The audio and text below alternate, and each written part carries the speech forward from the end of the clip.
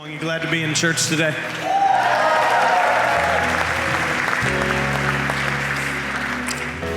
Always, the church I grew up in, we use this word a lot. We use the word reverence. It may be a new word for you, maybe familiar, reverence. And reverence, how it was used always meant shut your mouth and be quiet and sit still, be reverent. But the definition of reverence is actually just right response, the proper response to the circumstances. And the proper response from the people of God is always praise, is always joy, is always a confidence that no matter where we are and where we find ourselves, that our God is not only still moving and working in the moment, but operates from a place in which he has already won and the victory is already his.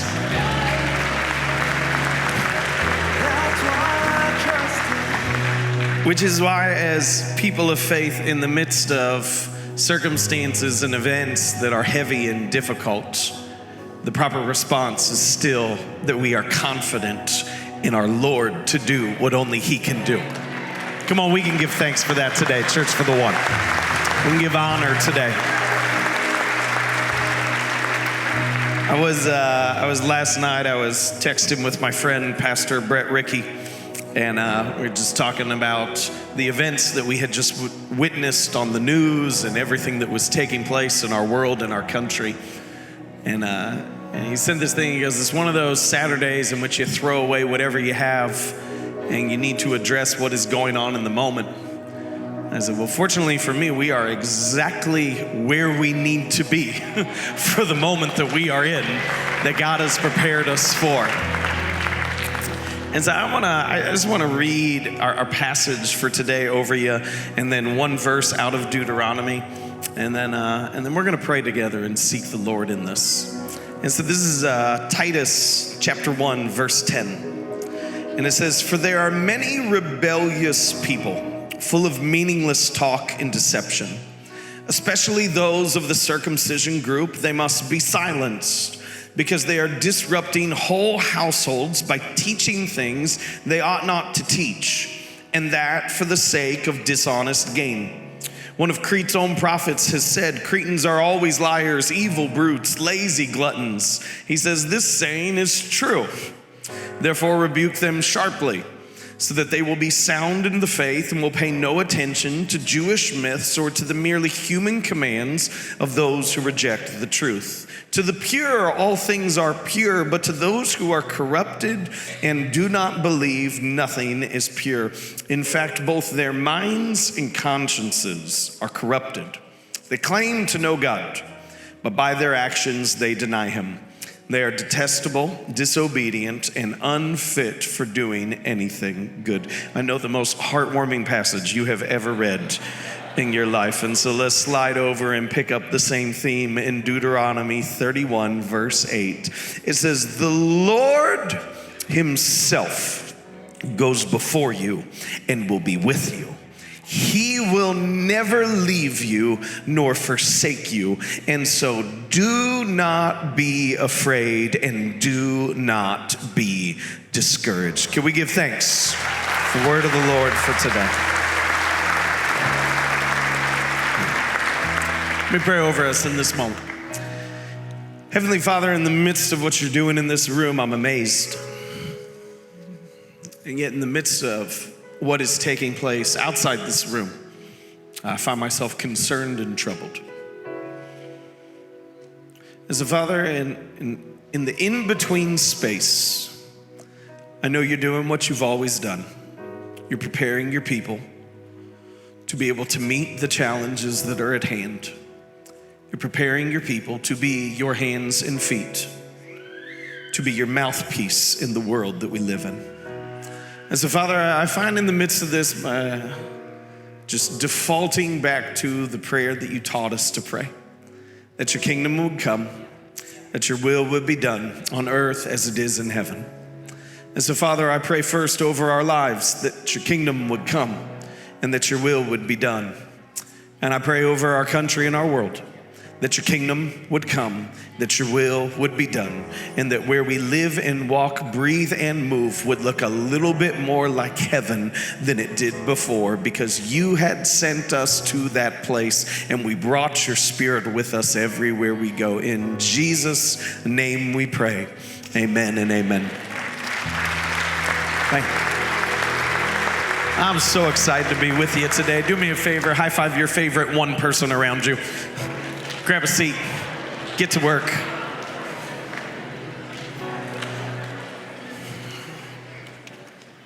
I'd like to, I told you last week, if you were with us when we started this series, that we're in a 6-week Bible study, and that we're just gonna walk through this passage of Paul's letter to Titus, with our focus within this being not just what Paul says to Titus, but what Paul is after as detailed by all the so that phrases, or as we're calling them, and here's why, throughout this passage.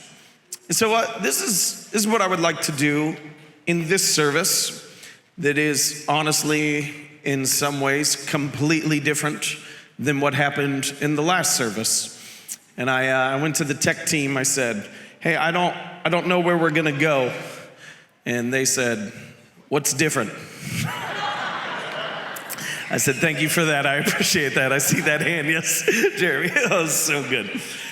This is what I would like to do in this passage, is I would like to walk you through what Paul says to Titus.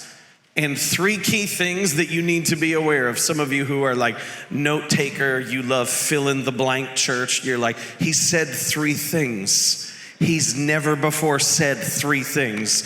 Now, I'm not that good of a preacher because they're not all gonna start with the same letter. Okay, I apologize, I'm gonna fail you on that account. But I wanna walk you through 3 things that Paul says to Titus and put our first focus on what he says. And then I would like to turn our attention to the far more significant piece, which is how he says it, the tone in which Paul uses. It's been said that tone is 80% of communication. It's also been said that 95% of statistics are made up. But I understand, and I trust that you understand clearly, that tone is very significant. Nudge your neighbor. Maybe you already had that conversation this morning in some category. And so while we need to deal with the instruction that is on the surface, we also need to put a lot of focus on what Paul is actually after in Titus's life. So let's start at the very end, okay? Let's make this really clear. Verse 15, he says, to the pure all things are pure, but to those who are corrupted and do not believe, nothing is pure. Now let's turn our attention here. In fact, both their minds and consciences are corrupted. They claim to know God, but by their actions, they deny him. Paul details for Titus the slow slide in our lives that takes place when we end up living contrary from how we feel as if we were originally called. Last week, we detailed out the idea that your behaviors and your beliefs are connected. You remember that? 2 of us. Your behaviors and your beliefs are connected. They will either reinforce each other or they will deconstruct each other. If you do not live out your beliefs, you will not hold on to those beliefs for long. Now, Paul gives more description on how that happens. In verse 15, if we could put that back up there on the screen, because I want you to see how this finds. He says, in both their minds and their consciences, they are corrupted. They claim to know God, but by their very actions, they deny him. That the slide in our faith from our beliefs to a lifestyle that is contrary to it always goes from your mind to your convictions, to your words, to your deeds. From your mind to your convictions. Why are you saying that's so slow? Because you should be writing it down. Let's start again. From your mind to your convictions, to your words, to your deeds. You go, I just wanted to say, like, I do what I want. This is why it is so important, and I believe that this passage is so pivotal for where we are in this moment. I was watching last night, just flipping back and forth between news channels when everyone was covering the thing that had taken place in Pennsylvania. And my first thought was, we should have expected this to happen. I don't mean that as a matter of safety and security. I mean it simply from this standard, is when we continuously speak about people as if they are less than human, we should not be surprised in any way when we do not value human life. I should not be in a position in which I actually have to make a statement that we stand against all forms of violence, but maybe I need to. That as people of God, we stand against all forms of violence. We stand against belittling a human life and taking force upon it in such a way. And while we will get to the battle lines that we draw in just a second, first let us hold conviction about how this holds a standard for our own lives. Is that whenever I begin acting in a way contrary to the calling that God has placed upon me, it did not start with my actions. Before it was in my actions, it was in my words. Before it was in my words, it shaped my convictions. And before my convictions were shaped, it was in my very thoughts. As James writes later on, the book we looked through last summer, he says, your tongue is a wildfire. He says for most people that this should like move into the standard of your tongue is the filter. But Paul believes that your filter comes even before that it comes in the thoughts that you're willing to entertain, which is why Paul says in other letters that we are to take captive every thought and make it obedient to the Lord. I just wanted this to be a standard that if we are going to stand out distinctly different as people of God, it must not simply be a matter of what we do. It must also be about how we speak, and it must before that be about how we think. Because if we are not taking captive every thought and we are allowing the same thoughts that permeate the rest of the world to reside in our own minds, our lives will look exactly the same. And we will not be able to stand as a city on a hill, as the people of God that He has placed us here to be in this moment. Come on, 11 o'clock, we should be celebrating that. He addresses the slide. The second thing that Paul details in this letter is he says, verse 13, he says, this saying is true in reference to one of Cretan's own prophets said they are always liars, evil brutes, lazy gluttons. He says, therefore rebuke them sharply. Do we like that part? Come on, you gotta like that part a little bit. He's just like, these people are standing against you. Rebuke them sharply. Like rebuke is a heck of a word anyway. Like I'm gonna start using that more often. There's like, kids are like, stop yelling at us. I'm like, this is not yelling. This is a rebuke. Like it's got more power to it. And he says, not just, he doesn't just pull out the word rebuke. He says, rebuke them sharply. Rebuke them sharply. Now, just out of curiosity, when you rebuke them sharply, what are you expecting as the impact of that rebuke? Just answer for us. That they will shut their mouth. And that they will have been rebuked. Right? Is that I'm going to tell them how it is, and then they'll be done. But Paul shifts our attention per this key phrase within his letter when he says, rebuke them sharply so that they will be sound in the faith. Well, I like that less, Paul. Because what we always find ourselves in a spot is we want to draw clear battle lines of those who are for us and those who are against us. But Paul describes to Titus that even in the very purpose of his sharp rebuke, that the purpose is that they will be sound in the faith and come to a knowledge of who Jesus is. Oh, this is the worst. This is the worst part of this whole passage. Could we acknowledge that? What I want God to do is I want him to draw a battle line in the sand and be like, these people are for you, these people are against you. I am fighting on your behalf. I am going against them. There's this moment, I love this moment, in which Joshua is about to fight the battle of Jericho, and he encounters the angel of the Lord. And he encounters the angel of the Lord, and he goes to the angel and he says, are you for us or for our enemies? And the angel responds with one word, no. Isn't that an awesome response? He doesn't even give a more detailed description. He's like, are you fighting for us? Or are you like for us and against them? Or are you against us and for them? You're like, no. Dumb question. You completely missed it. And it's easy, can we just acknowledge this for a second? It's easy when people disagree with us, contrast us, live lives different than us, believe in political systems or ideas that are different than us, to begin categorizing people on the category of these are people are for us and these people are against us. But the problem is that the person who you are against, God is for. The person who you're fighting against, God is still fighting for. And that the circle of God's compassion never closes before it has fully encompassed the person who you label as your enemy. Because God cares about them.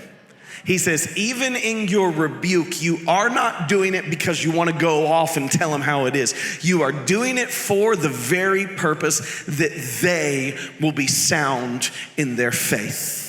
Let me put some like real teeth in this if it isn't there already. You don't get the luxury of having enemies if you're called by Jesus. You got one enemy. And it is not anyone in flesh and blood.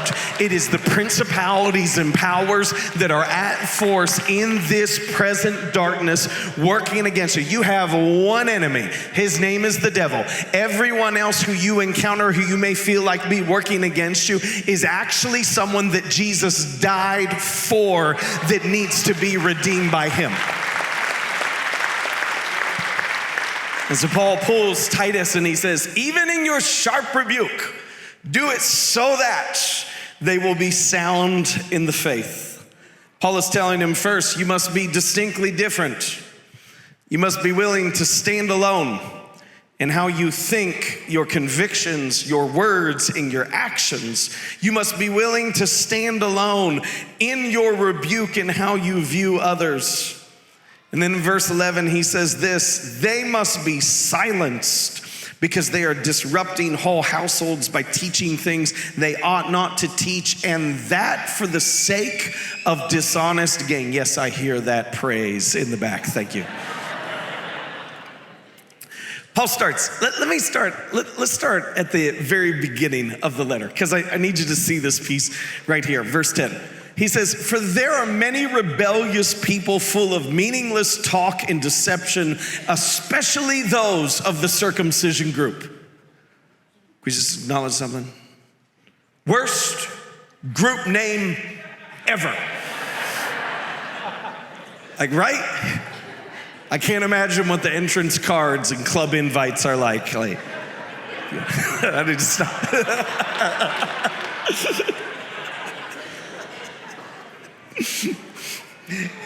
And so what is happening is we'll get into the context of this in just a second. There's a group that is opposing Paul.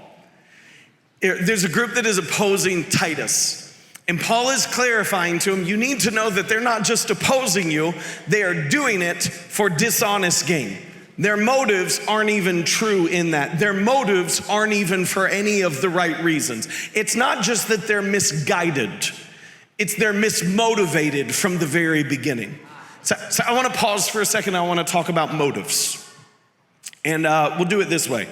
We'll go me first, then you. Cool? Confession, rebuke. Maybe.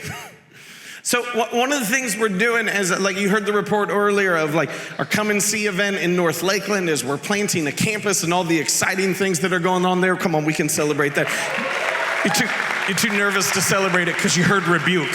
And you're like, I'm scared. God, what's going to happen? So one of the things that we decided that as we're planting campuses, one of the strategies we're going to use, just to acknowledge strategies change over time, but one of the strategies we are going to use is that for the message in other locations, that it will be a video message. We've tried this out some at the 5 p.m. service, and it has worked absolutely fantastic at the 5 p.m. That we're going to do that. And we're going to do it for a couple reasons. First off is we wanted to make sure that we stay aligned in our culture, in our vision. And the clearest way to stay aligned is to ensure that we have one message no matter where we are and no matter where God is calling us to go in the places that he's leading. Another reason for that is because, we'll get to that one third. We'll slowly roll into this, and then I'll give you the hardest one third. Is that okay? Another reason for that is years ago when I had planted a church, I just look back at that time and I just thought, man, if I could have spent all my time that I spent, strategy, writing messages, other things, if I could have spent all that time on just being with people, like we would have been so much better off. And so it was a way of saying, hey, let's stay focused on what we need to stay focused on the people who are right in front of us. And so we can quite literally free up people's time to lead in the way that they're called to lead by doing this. Third one. Can I be like level 100 honest with you? 4 of you, I can be level 100 honest with. Well, I'll just talk to the 4 of you, and the rest of you go earmuffs, because apparently we're not talking back to each other anyway. Sometimes I've seen people get into ministry for the wrong reasons. And they don't do it because they want to see the kingdom of heaven expand. They do it because they like the lights and they like the microphone. We okay with me saying that? And as we get into that, this having video messages somewhat becomes a filter for that. Because if you just want the attention, if you just want the light, you won't be interested in leading at this level. Your ego won't be able to handle it. And so we quite clearly want to create this as a filter for leaders who are stepping in to be able to ask, what are your real motives? What are you really about? Does that make sense? What I'm getting at. Now here becomes the complexity of all of this, is I've given you those reasons, but at the end of the day, these reasons which the team and I being part of that have chosen, it is still me on the video. That's pretty complex, right? Like, we're doing it to make sure people's ego is in check. So you're doing it, sending you on video, multiple places, for the purpose of people's ego being in check. It's quite a pickle, isn't it? And so the struggle that I have within that is I have to go, what are always my motives in this? Like, what is my desire in this? And I've got to check this at all times, because if my motives get off, then all of a sudden I may still be doing the right things, but if I'm doing them for the wrong reasons, it's not going to lead in the direction of where God has called us. Cool, now you. Oh, y'all stopped clapping. Your motives must always be kept in check. Your motives must always be monitored. Let me just step in real heavy. I have found in my ministry that the people who are most bothered by other people's sin usually are hiding something. Because if they weren't hiding something, they would usually go to their brother or sister in love because they want what's best for them. Let me give a scenario. When my kids call out their siblings, they are doing it for their good. When they come tattle, they just want to see somebody get in trouble in that moment. And somehow the people of God operate in a similar way. I'm not saying you should be completely unconcerned about the lifestyle of those around you. I'm saying your motives must be clarified within that about what you're actually after, what you actually see. And it's really easy to just get in a spot and be like, how are my motives? Good, right? Check it, monitor your motives every day. You'd be like, all right, every morning, are my motives good? Yep, I'm great. Let me ask some better questions, or maybe give you some better questions that you should ask yourself. What bothers you and why? What frustrates you, but why? Because if like something bothers you, things can bother you for different reasons. You can be bothered by a lack of progress in the ministry of this church because you want to see people come to know God. Or you could be bothered because you just want everyone to do things the way you want them to be done. You can be frustrated because you believe that there is a calling of God that you want to see through. Or you can be frustrated because you don't feel like you're getting the attention that is rightfully yours in that moment. The difficulty within all this is that the thing that we're actually after is humility, but no one ever sees or celebrates humility. Because humility is the thing that puts you beneath the visible surface, able to do all the things that God has called you to do. Because when someone is truly humble, we don't see their humility. All we actually see in the process is Jesus. And my call to you today is to say, let's be those people that make less of ourselves and make much of Jesus, because he's really, come on, 11 o'clock, I'm gonna call upon you in this moment. Let's be those people who make less of ourselves and who make much of Jesus in our lives, no matter where we are. Paul outlines to Titus, he says you need to be aware that you need to stand differently. You need to stand out in the life that you live. You need to be aware that you need to stand out in your motives. And then he shifts, and if I could shift your attention from simply what he is saying to how he is saying it. I want to confess, I didn't understand this passage until I realized that I had missed Paul's tone. I had missed what he's after. In the first section of Paul's letter to Titus, he details out to Titus the work that he is there to do.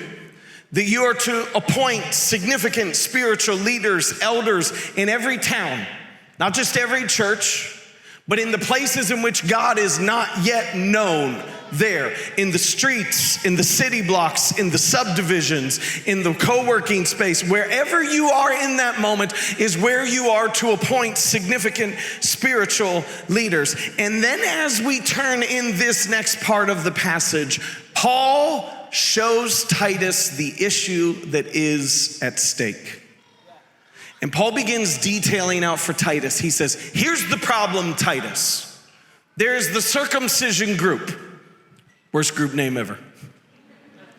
And the problem with this group is these are Jewish people who have converted to following Jesus. And as other people are converting to following Jesus, this group is trying to make them Jewish. They are trying to place upon them the law which Jesus already fulfilled. And instead of going, you are saved by what God has done, they are saying, you are saved by what God has done, and you also have to do all these things or you're not truly accepted by him. He says, you have a group that is opposing you. And then he says, and not just that group, you are also in a larger culture in Crete that is uphill and is adamantly working against you. He says, they are always liars, evil brutes, lazy gluttons. And so he says, Titus, I have placed you here for this task of significant spiritual leaders to be placed. There is a group that is actively working against you, and there is a larger culture that opposes you. And then he states the real problem. Titus, you're being naive. Titus, you're missing what's actually at stake. There's like one part of that whole passage that we like to quote, and we actually misquote it, because it's that like one nice part at the end where he's like, to the pure, all things are pure. Do you realize when Paul says that to Titus, it's not a compliment? He's like, you're looking at everything through rose-colored glasses as if there isn't an obstacle and isn't an enemy. But what is actually taking place, Titus, is the work that you're after is being thwarted. And he shows him two significant obstacles. First one is this. Titus wants to be liked. You go, Kevin, that's not so bad. I mean, I'm not saying you should desire to be disliked. Could we just acknowledge that should never be your goal? Like there's a room full of people. I'm here to tick them all off. Can I acknowledge sometimes I feel like that on a Sunday morning? I'm like, y'all happy to be at church? Pah! It's just off. Like, I'm not saying he should want to be disliked, but we get this picture in other passages of the personality of Titus. Let me show you this. First one is 2 Corinthians chapter 7. It says, Paul is writing, he says, but God, who comforts the downcast, comforted us by the coming of Titus. I want you to just get a picture in your head of the kind of person that Titus is. He's like, we were downcast, but God comforted us through the coming of Titus. Let me make it sense like this. Like, you're in a hospital room and something unexpected has happened. What is the face of the person who you don't want walking in the room in that moment? It's probably not me. Could we just acknowledge that together? I'm not good at that. Because I just like walk in and I'm just like, hey, how you doing? And people are like, bad. Okay. Big gulps, huh? See you later. Sorry, that was funny for me. Second verse we see. 2 Corinthians chapter 8, verse 17. For Titus not only welcomed our appeal, but he is coming to you with much enthusiasm and on his own initiative. He's like, first, Titus, we were downcast. And Titus came, and then we were happy. And then the second passage we get like, hey, we had this idea, and Titus is coming to you with great enthusiasm. I just get this little picture of, I don't mean to belittle Titus, but like puppy dog Titus, you know? It just like walks into every environment, happy to see everybody. Hey guys, hey, how are you doing? Everybody good? Good. Good to see you. I brought lollipops for everyone. I'm so thrilled you're all here. Hey, can we have fun? My name's Titus. Good to see you today. Paul goes, here's the problem, is you want to be liked. And the very culture that you're in is opposing you. You're trying to do this in a way in which you're just making friends and you don't realize the obstacle that is actually at hand in this very moment. Titus has a second problem. He's on his own. The very reason why he's there is to appoint other leaders. It'd be easier if Titus is like, hey, you've got this base, this support group, this connection, this community that you can work from. But the reason why he's there is because there aren't other leaders in that place. And so Titus is on his own, trying to be liked in a culture that is actively opposing him. And the tone of this, could I just read the letter to you how I think Paul wrote it? Because I think what happens is sometimes we read parts of the Bible as if everything is perfect.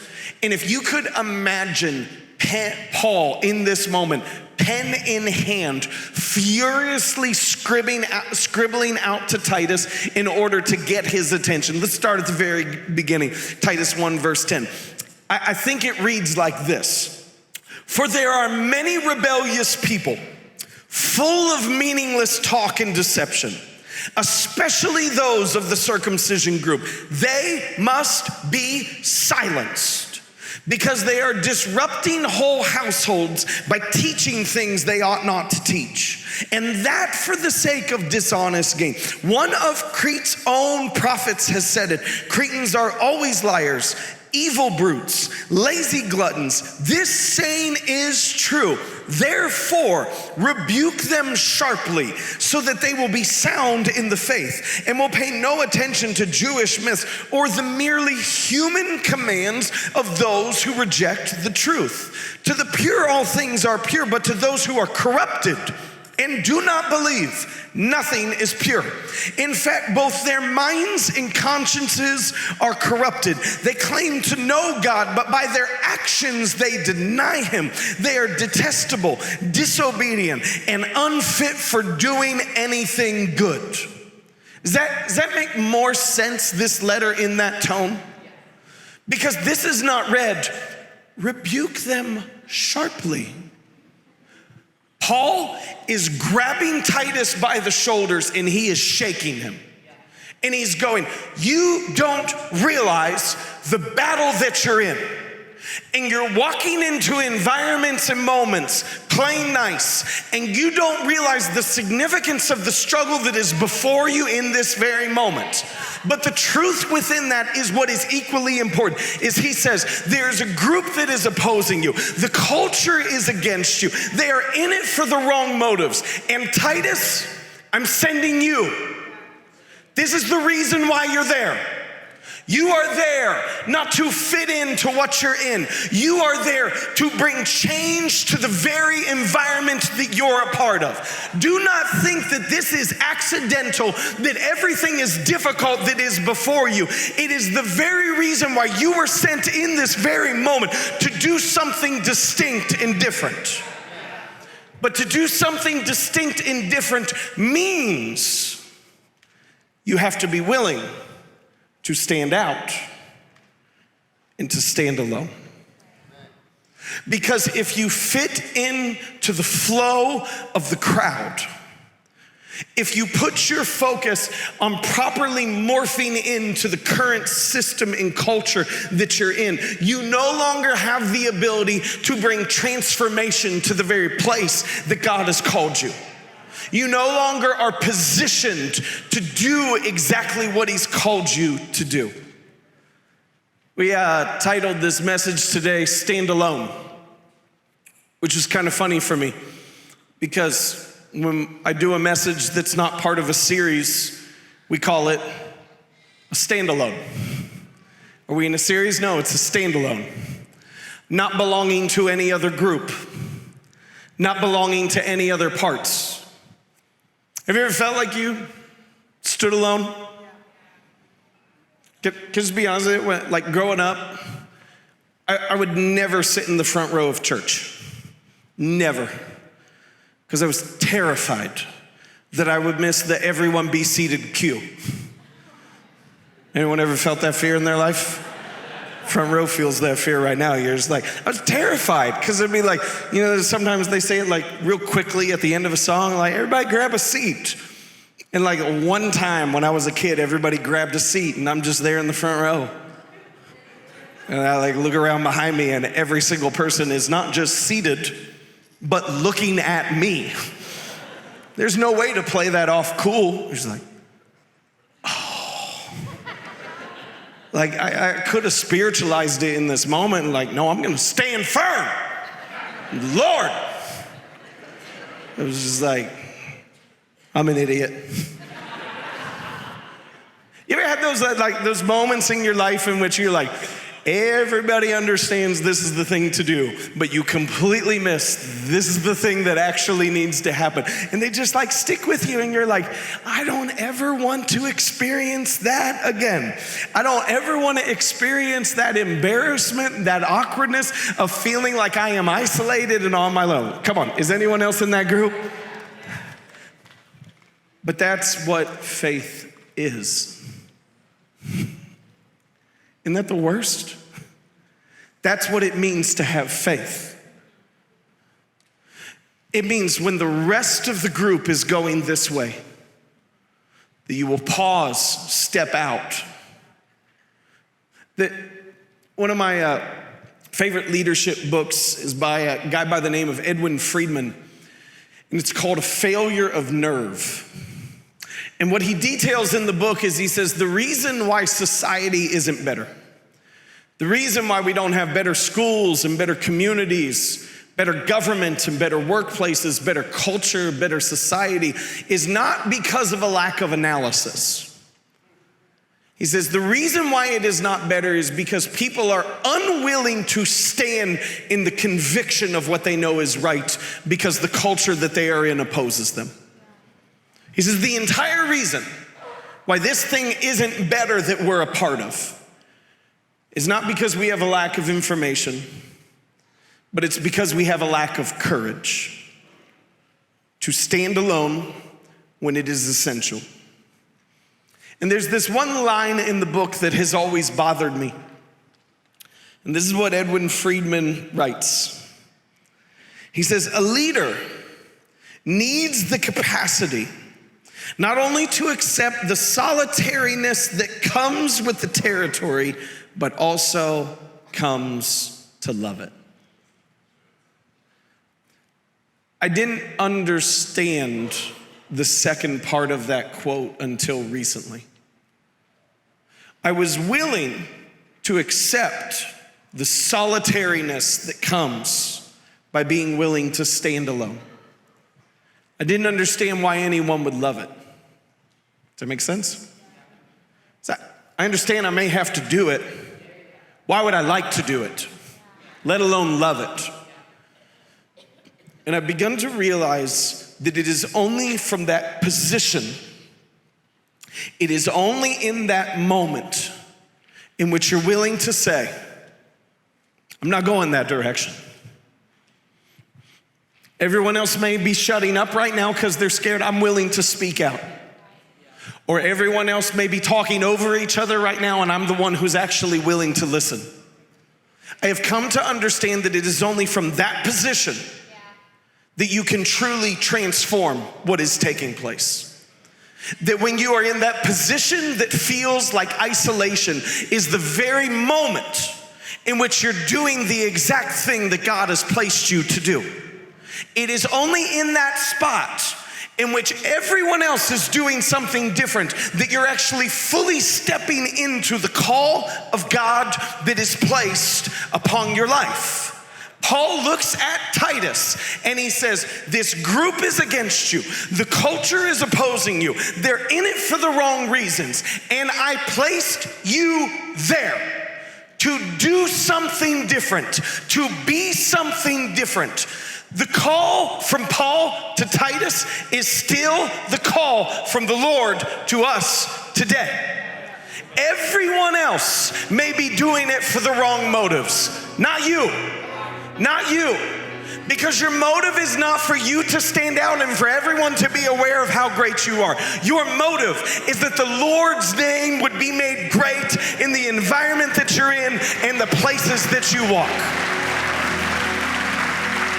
He says everyone else's motive may be to draw clear battle lines in the sand and to go in a moment, well, this is the group that's for us and this is the group that's against us, and so they are our enemies. He goes, Titus, be different. You have no enemy. There is no one who walks on this earth who is your enemy, because all have need of the grace of God upon their lives. And so act for them, because I am for them in this very moment. He says, Titus, their speech and their thoughts may all be the same. Make your speech and thoughts different, because it's the only way that you're going to pursue me. See, the hardest thing about following Jesus is that you're often gonna feel alone. That's the part of faith that I don't feel like anyone ever talks about. Is that when I do what I know I'm called to do is not the moment that I step into community. It's always the moment in which I step away from the crowd. As I just ask you real simply in this moment, what is the call that God has placed upon you in the environment that you're in? What is he asking you to do in your family, in your workplace, in your community, in your friend group, with your coworkers, in your subdivision, in your neighbors, and everyone around you? What is the distinct thing that God is leading you into in that moment? Do you have the courage to be distinct? Do you have the conviction to stand out, even when you might have to stand alone?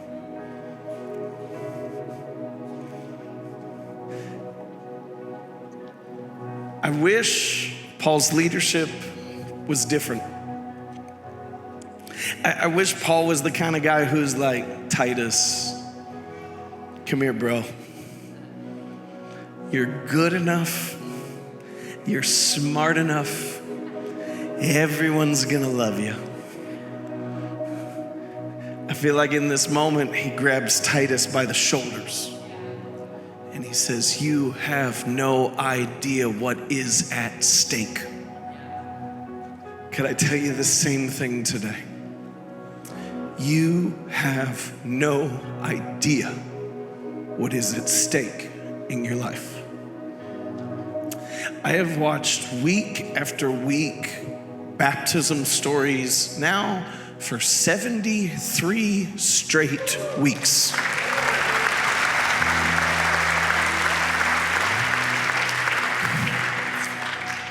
And so I've got this backlog of history of watching people in the first couple months who were baptized, who are now in the tub, or if you want to be more theologically accurate, the baptismal, who are now in there with their friends and their family members because they are the reason their lives have been transformed.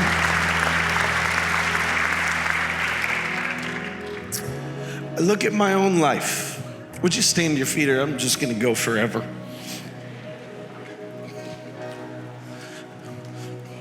I'm not gonna detail all the pieces out of these stories, but I look at my own life, and there are a couple moments in which the group of friends that I was in went one way. And I knew God wasn't leading me that way. And so I did the excruciating thing. Broke up with my friends. You have any idea how hard it is to break up with your friends? Because you can't just be like, hey, it's not you, it's me. It's just awkward. I never even had to break up with a girlfriend because I only dated one person, so I've got no experience in this whatsoever. I chose to go the opposite route. When I was in college, I took this stupid poetry class. I'm not saying poetry is stupid if you like poetry, but my class was. We had to memorize a poem. And I had to memorize The Road Not Taken by Robert Frost. And it says, 2 roads diverged in a yellow wood, and sorry I could not travel both. And be one traveler, long I stood and looked down one as far as I could to where it bent in the undergrowth. Then I took the other as just as fair, and having perhaps the better claim, because it was grassy and wanted wear, though as for that, the passing there had worn them really about the same. And both that morning equally lay, and leaves no step had trodden black. 2 roads diverged in a wood, and I took the one less traveled by, and it has made all the difference. Let me repeat that last line. 2 roads diverged in a wood, and I took the one less traveled by, and it has made all the difference. Don't you dare fit in where God has called you to step out.